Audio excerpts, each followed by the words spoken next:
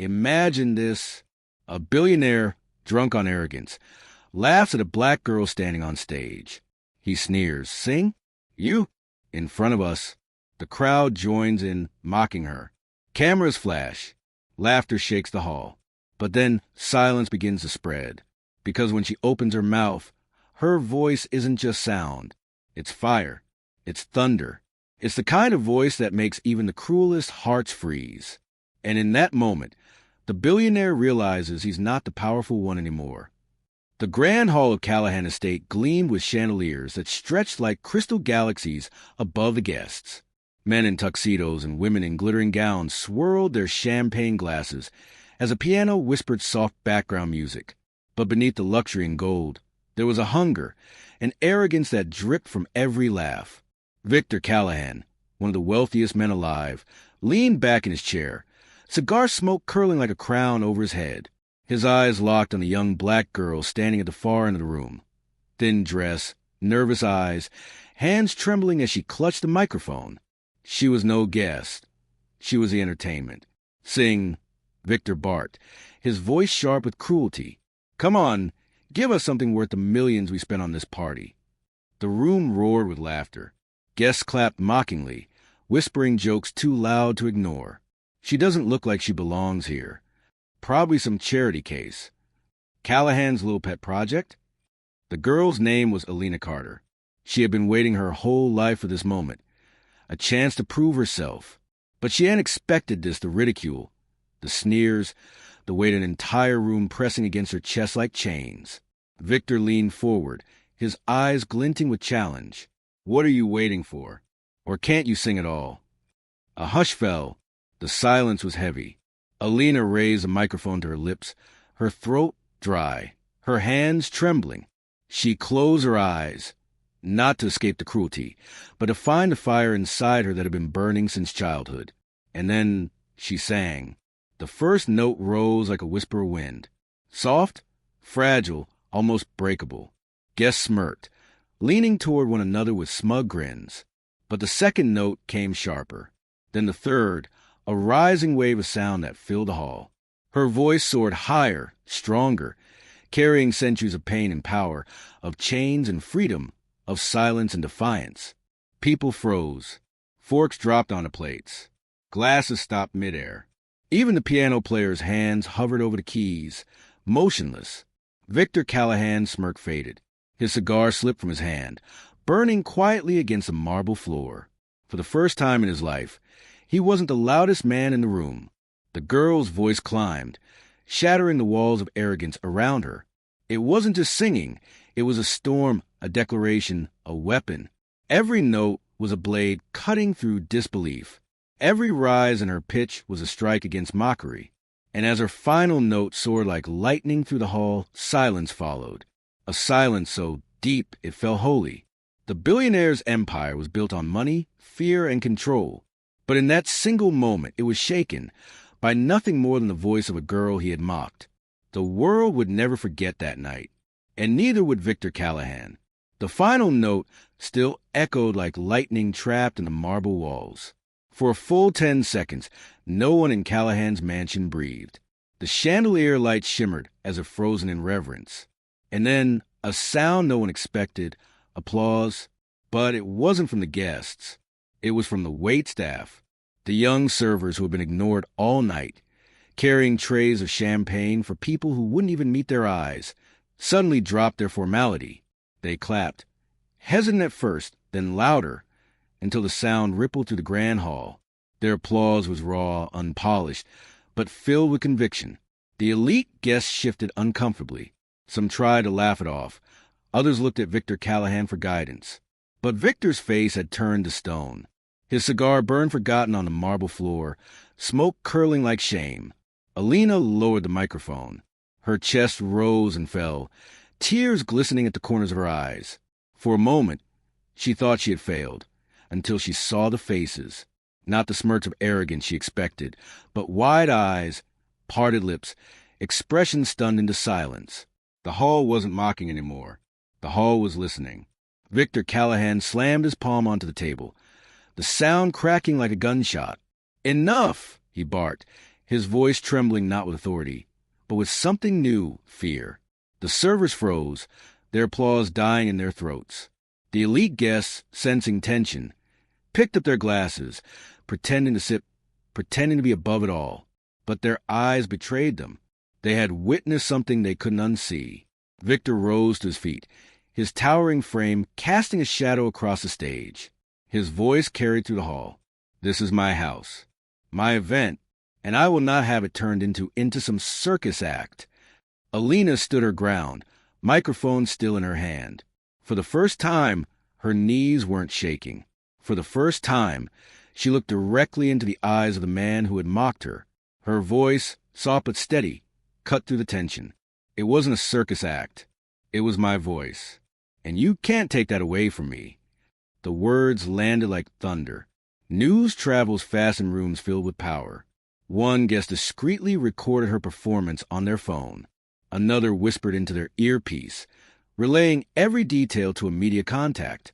By the time Victor ordered his staff to escort Alina out, her song was already climbing through cyberspace. Within an hour, the first shaky phone video appeared online. Black girl shuts down billionaire gala with one song. Within 3 hours, it had crossed 1 million views. But Alina didn't know any of this. She was being let out of the mansion, her dignity intact, her spirit blazing, even as security tried to hurry her away. As she reached the heavy golden doors, a familiar voice stopped her. "Miss Carter." She turned. It was Eleanor Rhodes, the only guest that night who hadn't laughed. Eleanor was old money, yes, but she was also an art patron with a reputation for championing talent the world overlooked. She stood now, cane in hand, her silver hair gleaming under the chandeliers. "That voice of yours, it doesn't belong in cages built by men like Victor Callahan. It belongs to the world." Gasps rippled through the guests. No one spoke against Callahan in his own house. Yet Eleanor's voice trembled with none of the fear that gripped the others. Victor's jaw tightened. His empire had never been threatened by song or word.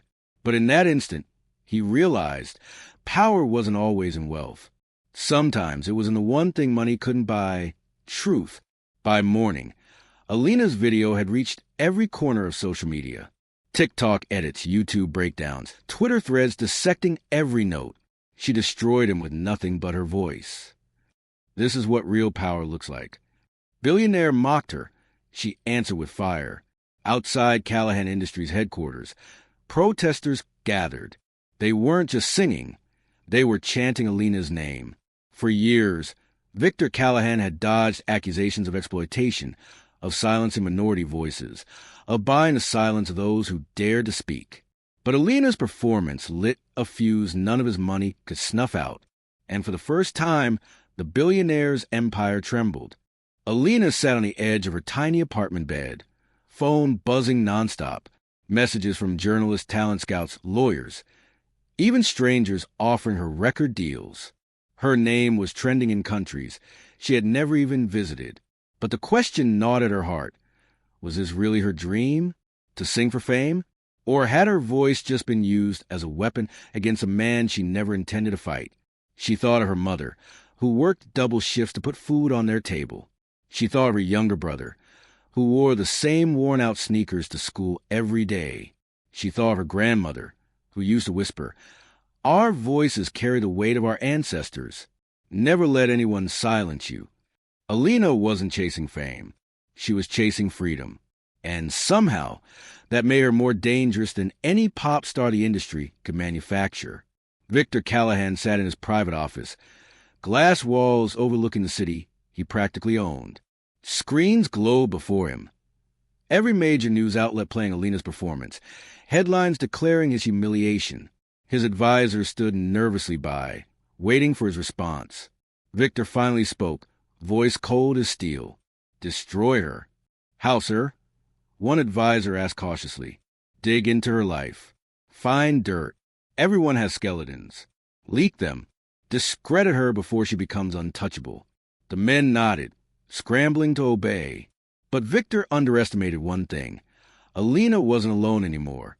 In churches, schools, and community centers across the city, people replayed her song. Choir groups began covering it. Street musicians echoed her notes on corners, turning sidewalks into stages. For the first time, the underprivileged, the silenced, the overlooked saw themselves in Alina Carter. She wasn't just a girl with a voice anymore. She was a symbol. When tabloids tried to smear her, communities fought back. Hashtags trended worldwide. Hashtag We Sing with Alina. Hashtag Voice of Truth. Victor Callahan had money. But Alina Carter had something far more dangerous. People.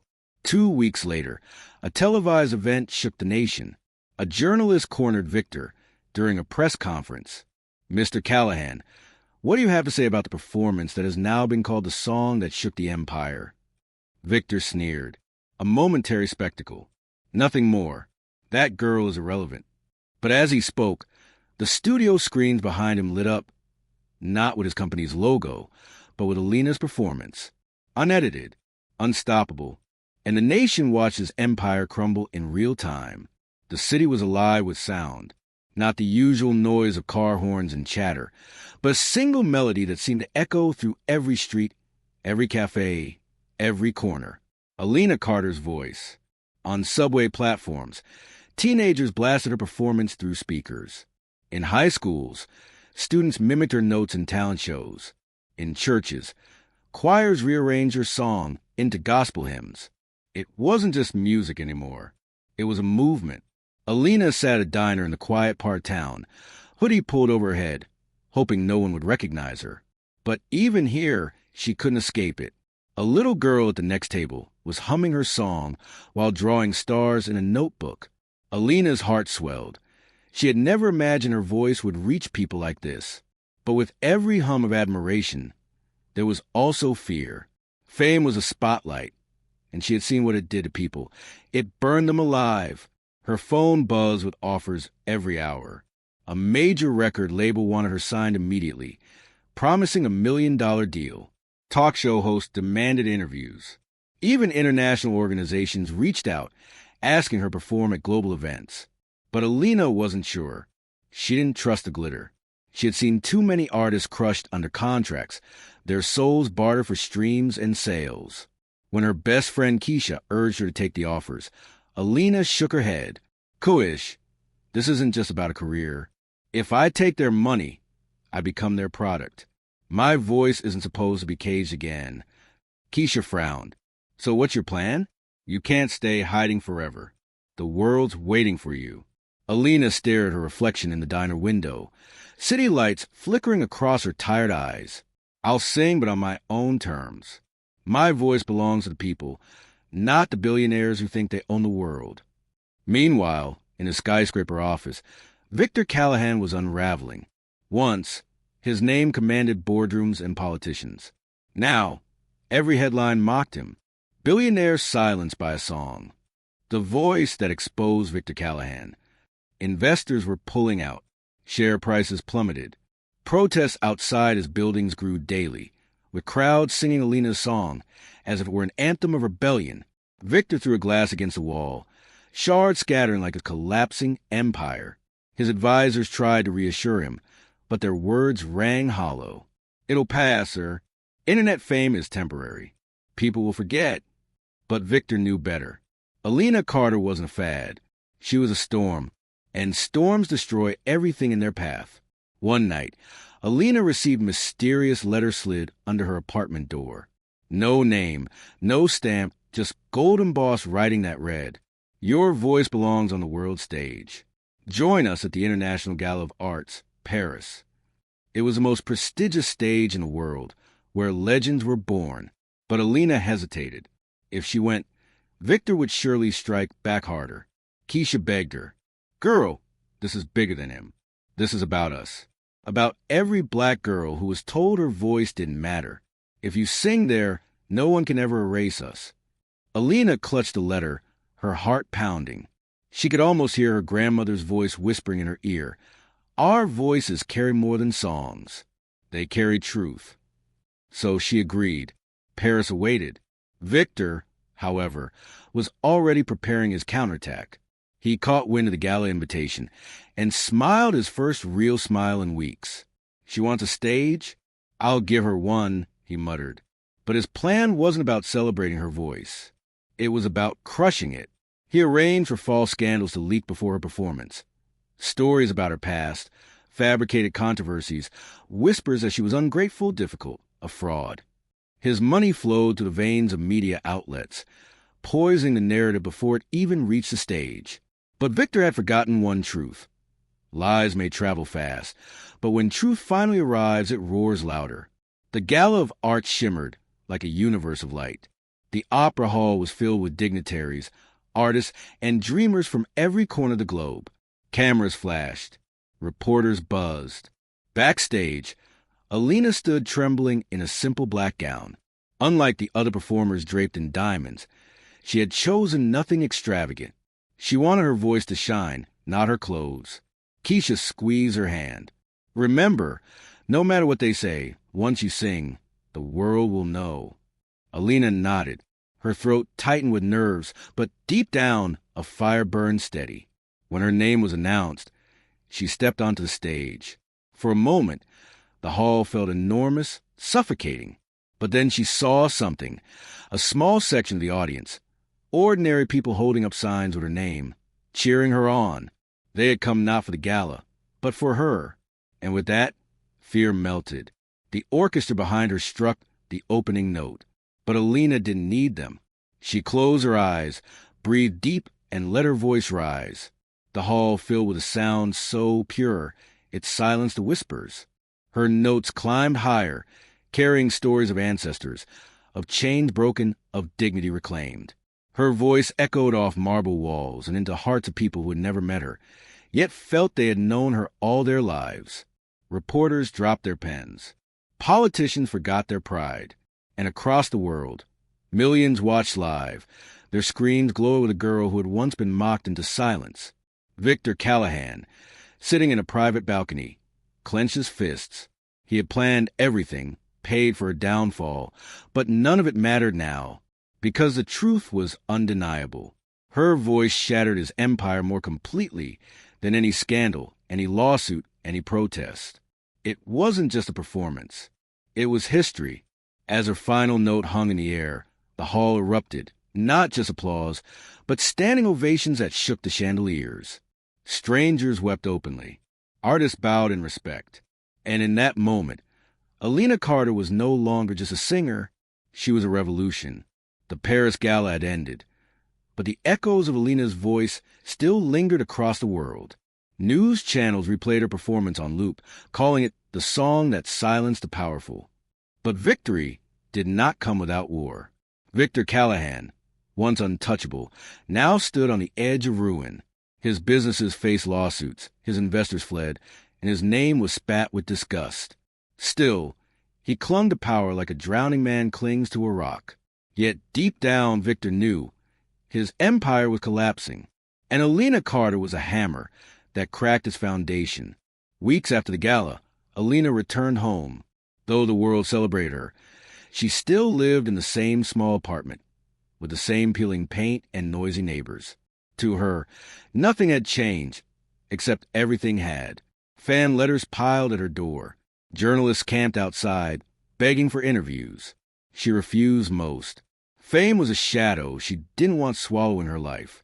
But inside, she wrestled with fear. Could her voice really carry forever? Or would the world move on, hungry for the next sensation? Her grandmother's words whispered back to her. "Child, voices like yours don't fade. They become echoes for generations." Still, doubt gnawed at her, until one night, when a knock changed everything. It wasn't a manager or a journalist, or even a fan. It was a quiet messenger holding a sealed envelope. Inside, in crisp lettering, it read, "The United Nations requests Alina Carter to perform at the Global Summit for Human Rights." She froze. This wasn't just music anymore. This was a stage that could change the world. Keisha gasped as she read over her shoulder. "Girl, this isn't just singing. This is history." And Alina knew it was destiny. But Victor hadn't vanished. Desperate and cornered, he unleashed his final weapon, corruption. He bribed officials, twisted narratives, and planted operatives to sabotage the summit. If Alina sang there, his name would be buried forever. This ends with me, Victor muttered in his glass tower, staring down a city that no longer feared him. If she takes the stage, I lose everything. But in his obsession, Victor forgot one truth. Power built on fear can never defeat power born from truth. The global summit was held in Geneva, where leaders of every nation gathered. Outside the venue, thousands of protesters waved banners, chanting Alina's name. They weren't there for politics. They were there for her voice. Backstage, Alina stood in a simple white gown, trembling. "What if I'm not enough?" she whispered. Keisha grabbed her hands. "You are more than enough. They mocked you, silenced you, tried to break you. And still you rose. Don't you see? You've already won." Alina breathed deep. The curtain lifted. And once again the world fell silent. She began softly, almost a whisper, a melody that carried the pain of centuries, the struggles of her ancestors, the voices of every black girl told to be quiet. Then her voice grew, soaring like a storm breaking chains, like thunder rolling across oceans. The hall vibrated with raw emotion. Leaders who once ignored injustice now sat in stunned silence, tears running down their faces. Her song wasn't just music. It was truth, and truth is louder than power. As she reached the final note, the crowd rose as one. It wasn't applause, it was unity. Voices joined hers, thousands singing together, a chorus that spread beyond the hall, into the streets, into the airwaves, across the world. Even those watching from their homes felt it. This wasn't performance. It was a revolution. High above, in a luxury suite, Victor watched on a private screen, his face pale, his hands trembling. Every word she sang was another nail in his empire's coffin. Reporters swarmed outside his buildings. Investigators announced charges of corruption. Former allies abandoned him. Victor Callahan, once untouchable, now sat alone. His billions couldn't silence her. His power couldn't erase her. And for the first time in his life, Victor understood fear, the fear of irrelevance. When the summit ended, Alina didn't walk away with a contract or a crown. She walked away with something greater, millions of people carrying her song in their hearts. She returned home, not to a mansion, but to her community. She started a foundation for young girls in music, giving them opportunities she never had. Years later, people would still talk about the girl who silenced a billionaire with nothing but her voice. And in schools, in churches, in protests, her song lived on, sung not just as music, but as a reminder that truth, no matter how fragile, can shatter empires.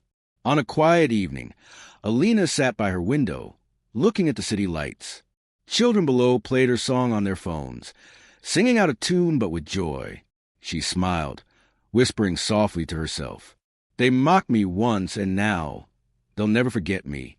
The screen fades to black.